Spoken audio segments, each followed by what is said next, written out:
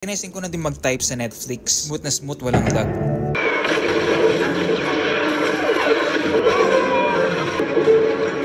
What are you doing? There's only one! No! Al, what you doing?